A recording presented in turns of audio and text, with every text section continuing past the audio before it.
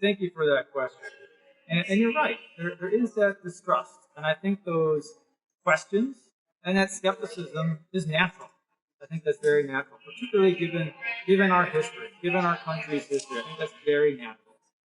And so let's look at the data. That's one of my responsibilities as a physician.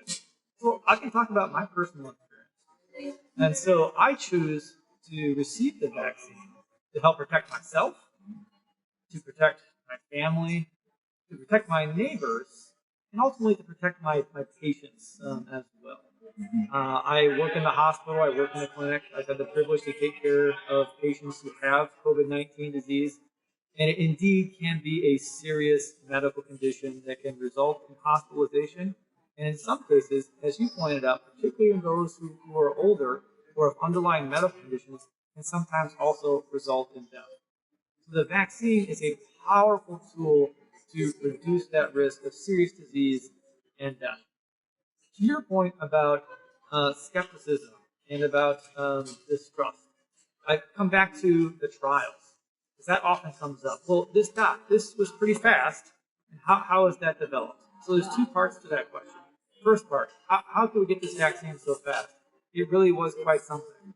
It comes back to January, when the coronavirus was discovered. The scientists posted the genetic sequence online. Therefore, scientists all over the world could jumpstart on working on the vaccine right away. It doesn't require a live virus. Therefore, you didn't have to do all the extra laboratory work that normally goes with developing a vaccine.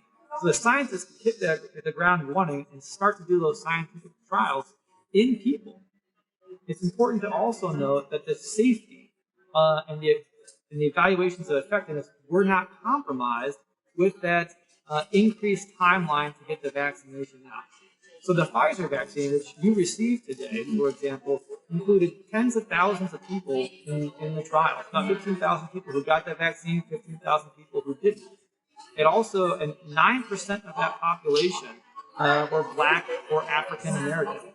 And so also the participants in the clinical trial were also diverse by age, by sex, and also by race. And that's very important when we're evaluating the safety and effectiveness of a medication or a vaccine in all populations. And so that's the science. And we learned that this is a highly safe and highly effective vaccine at preventing severe COVID-19 disease. And that's the data side of things. But as you pointed out, what's really important is that history as well, and that distrust. And what I hope folks to hear is your, for example, sharing your experience, and then sharing my experience as a physician who recommends the vaccine, particularly for those who have underlying medical conditions, particularly for those who are over the age of 65. Everyone who's eligible for the vaccine should receive it. And part of that is, again, protecting our community as well as really protecting yourself.